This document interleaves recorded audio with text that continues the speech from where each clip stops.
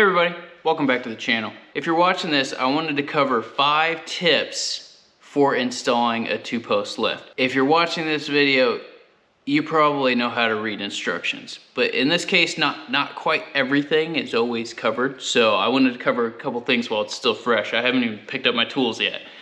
Legit, just got it together, bled the hydraulics, made sure it goes up and down. It hasn't even lifted a car yet. So here's my 5 tips.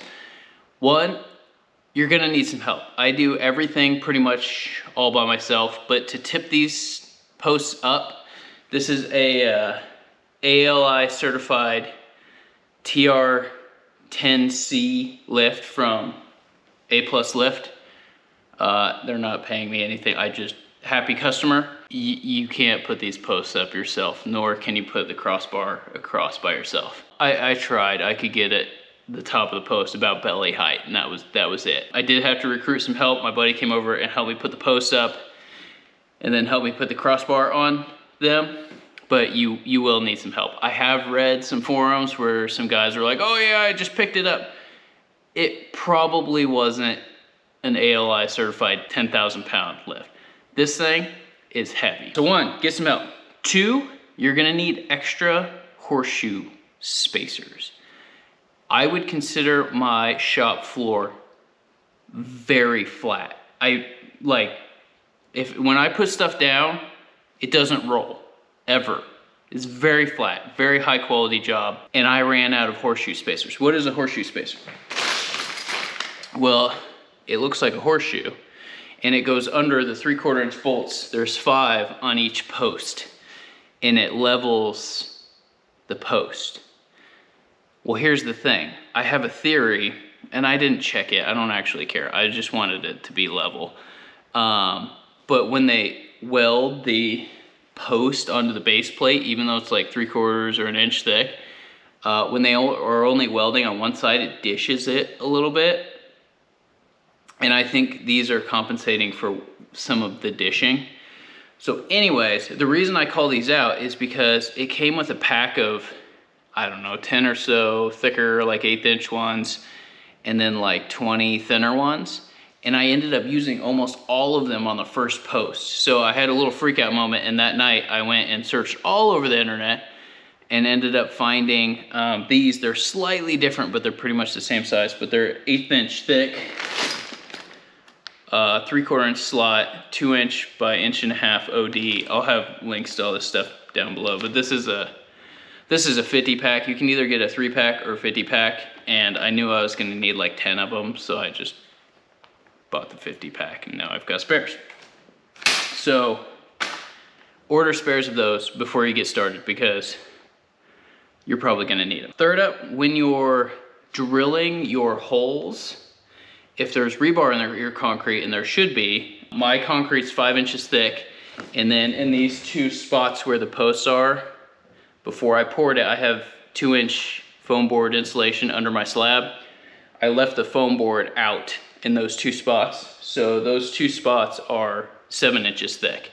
The requirement for this 10,000 pound lift is 6 inches of, I think it's 4,000 PSI concrete. So I've got 7 inches of 4,000 PSI concrete. Anyways, I also have rebar in the concrete. And I had an inkling, I'm like, if I don't buy this, I'm gonna hit rebar. And if I do buy it, I may or may not hit rebar. This is an SDS Plus bit. They have these unique fittings on the end of them.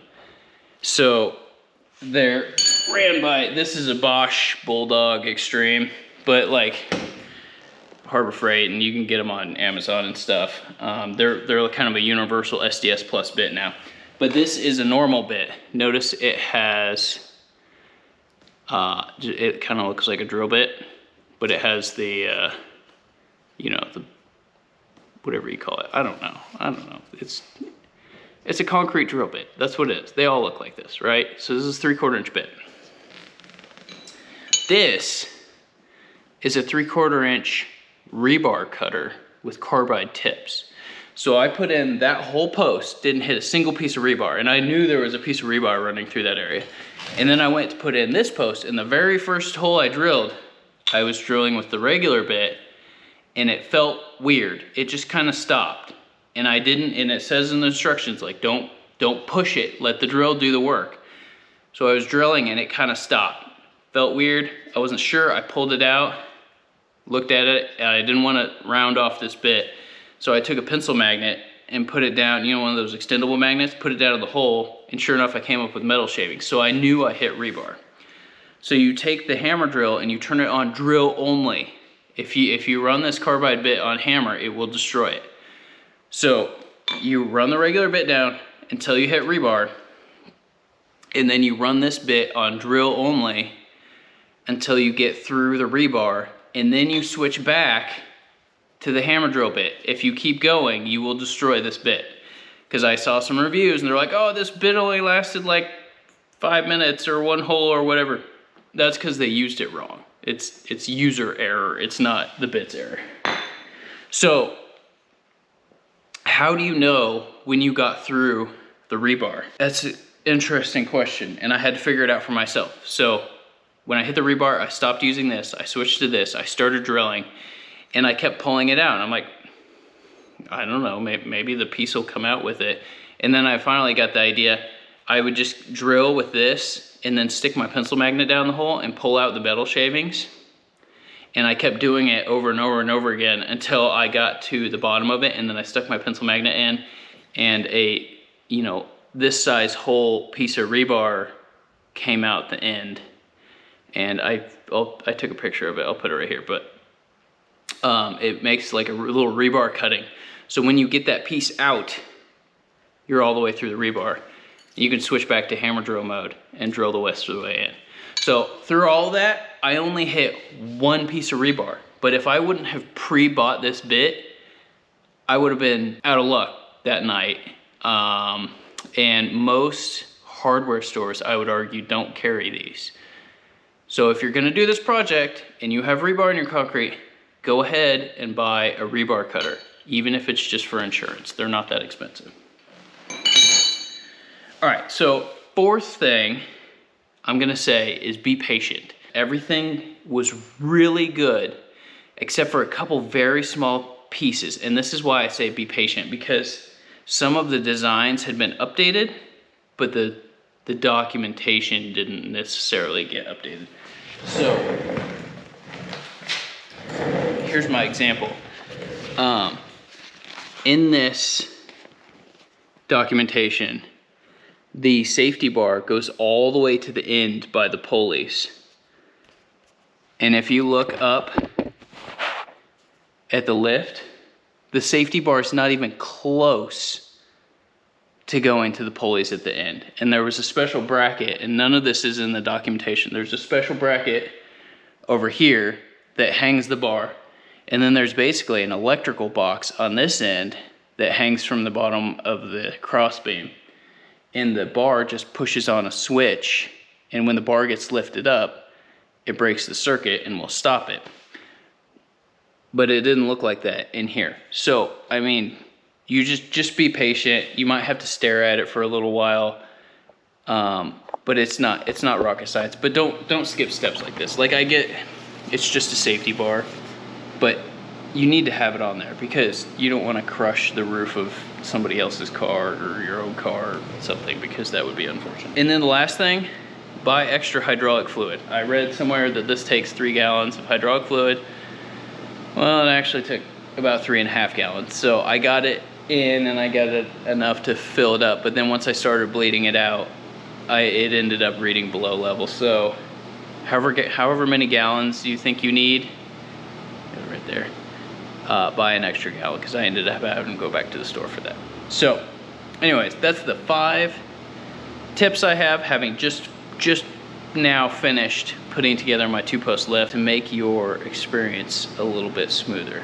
Hope this helps you get on the shop and work on something. So this is childhood dream come true right here. I've always wanted a 2-post lift, and now there's one in my shop right now. I have no idea how I'm gonna get it off my trailer, but I'm gonna go ahead and unwrap it and assess the situation. We'll go from there. So I'm pretty excited about this. Alright, switching to narration God mode now. There's way too many videos here, too many steps to actually record full-blown video on all of this. So I'm just going to do a quick narration while we are going through the video. So this is me unwrapping the lift. They loaded it from the end with a forklift.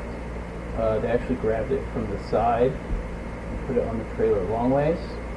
I do not have a forklift at my house, nor was I going to rent one. So this is me doing it the safest way that I could figure out without lifting anything physically or hurting myself. I took my pallet jack and my wheel dollies and my jack and cribbing and went back and forth and back and forth and back and forth until I got it to the end of the trailer, and then I pulled the trailer out from under it. Then through a whole bunch of series of jacking things up and letting it down and cribbing and all the things, I got the two posts separated from their actually pretty sturdy end frames.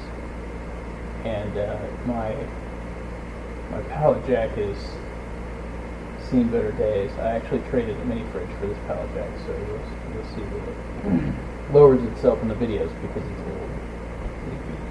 But it works for what I need. So this is me marking out the two 7-inch deep concrete spots that I had mentioned earlier in the video.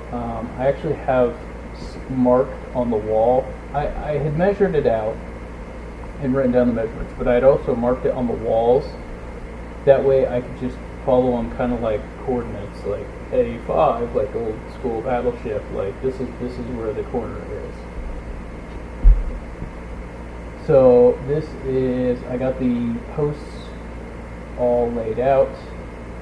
You can put this lift at 3 different widths. There's narrow, I think it's called medium, and wide. And they say wide is only for like fabrication shops or like when you're doing like just car bodies or something. And then narrow is for if you're up against a wall. And I think the naming is kind of off. Really it should be narrow, standard, and wide. So I'm setting mine up at what I'm calling standard, or the medium width, which is like the typical width. It should be like the standard width. So when you do the standard width, you actually had to screw on a little extension onto the equalizer cables at the end. So I did that 30 seconds ago in the video. This is me putting together the crossbar and its brackets at the top of the lift. I had to squeeze the lift with some speed clamps a little bit to get the bolts in.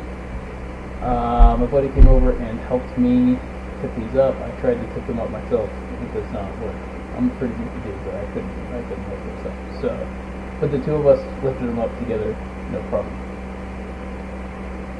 So you'll see us walking around, seemingly not doing things on this portion.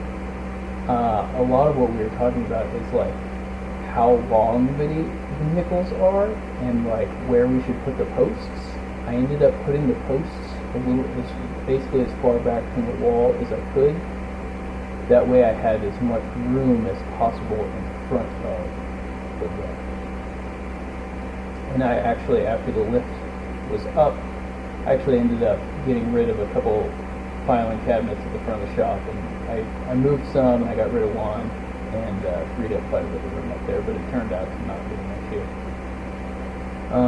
So when you're putting this up, you always start with the power side column, which is the column closest to the wall. And the power side column is the column that has the hydraulic pump on it. And you put one bolt in it. So that is the beginning of all the measurements. So you can see us putting the first bolt in. And everything else goes off of that one bolt. So we deliberated for a long time. You can see the yellow tape running through the middle of the floor. We actually measured out my Expedition. I've got an Expedition EL, and we're like, well, where would the front bumper be if it was on the left? And you kind of figure the driver's door, about center on the door on most vehicles, is where it will be on the left, generally speaking. So we put in the first bolt, and you can see here we kind of pulled on a little bit. We tried to get it really level. I ended up using, I have one of those square digital angle finders that's magnetic on the bottom that worked out really well. The next step is to put on the crossbar across the top, and that kind of lines out where you're going to put the non-power post aside. So here's me the next day drilling the rest of the holes for the power post side, and I drilled each hole one at a time, and then I would take the vacuum and vacuum it out, and then I would take the air hose with an air nozzle and blow down in the hole while I was vacuuming to get as much dust as possible. And I kept doing it as long as I had to get to where there was no more dust coming up. So you'll see you have to hammer in these bolts, and while I'm doing these, you'll always see me using 2 hammers. So I put a 3-pound sledge on top of the bolt with the nut on it, and then I hit it with a 5-pound sledge. And I do that like double hammer technique. That way I'm banging on the hammer and not the head of the bolt. These bolts had a like a little portion, 1/8 inch, 1/4 inch portion at the end that wasn't threaded, because they know you're going to hit it with a hammer. But if you do the double hammer method, you don't mess up any threads. So that's just something that I just do. This is me finishing up the crossbar. It said you were supposed to go ahead and tighten that on the ground, but I didn't want to because it was going to be like hard to do on the ground. So you saw I had my digital angle finder. I just made sure everything was level, flat, and then I bolted it in and torqued it. And I did use a torque wrench on all of those bolts across the top for the crossbar. So here I am drilling the second non-power side column. And one thing it says in the instructions is to actually drill all the way through your concrete and out the bottom. And the reason for that is if you have to like reset the post, or you have a like bolt failure, or it doesn't grab for some reason, you can actually take like a punch or something and actually drive the bolt all the way out the bottom of your concrete and put another bolt in there. So that's why you do that. So I actually drilled all the way through all 7 inches of concrete out the bottom, but I made sure not to go too far so I wouldn't go through my vapor barrier and then get weird moisture issues coming out through the bolt threads. So but I did go out the bottom of my concrete. So this is me putting in the looks like the safety cable for the safety latches. You have to string it up and over. That way, when you pull on the lever on the power side, it also releases the non-power side. It's got like a system of pulleys that go up and over.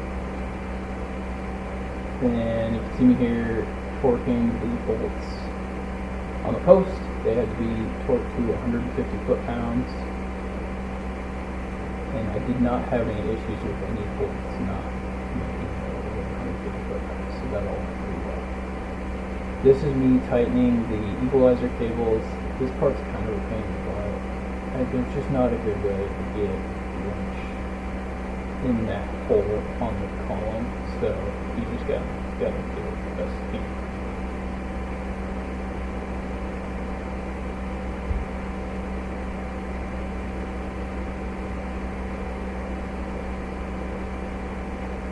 Here I was lubricating the safety cable because the pulleys were a little bit sticky. Make sure I got everything good. The guard on.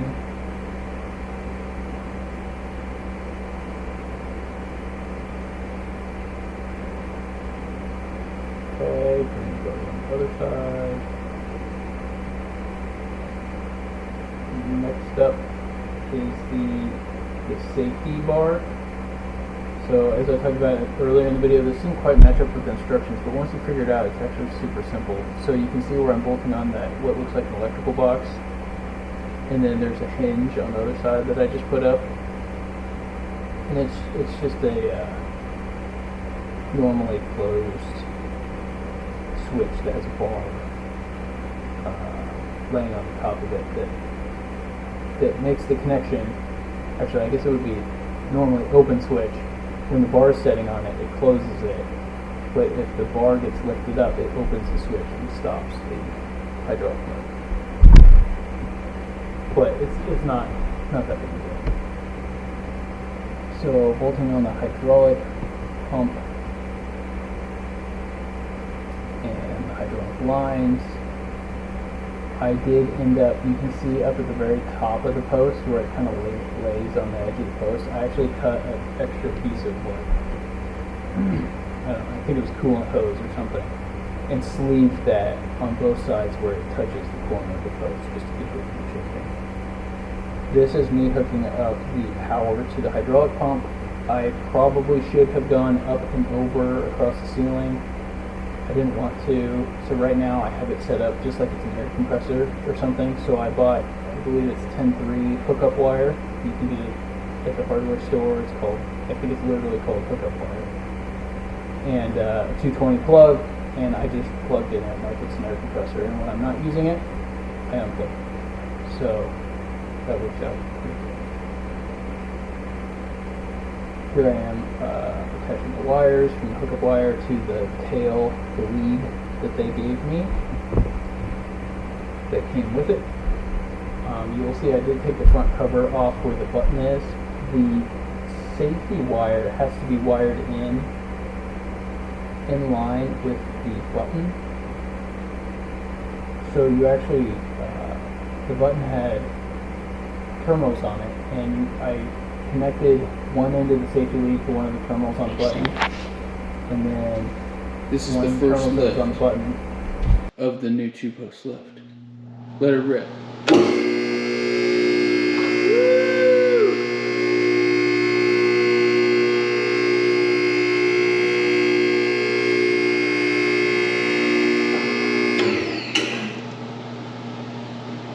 Good job, man. Hold on, while it's, can you lift it until the safeties click? Why? Keep going. Alright, no more. That's good. That's good. Why? Why? Because now I can put the arms on. Oh. Good job, man.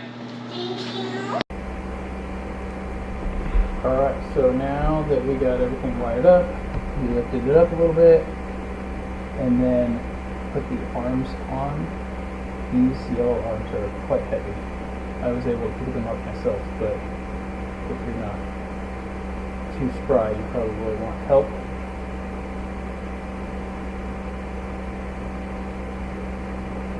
So this was me filling up the rest of the tank, running it up and down a couple times, and then there's a bleeder screw on the top of each cylinder. You can see it kind of went down a little bit there. So you let the air out, run it up and down, pull on.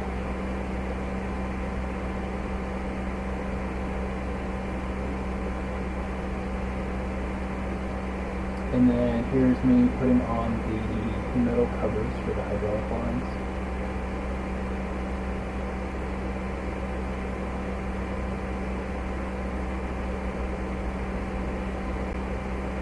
And then bingo bango.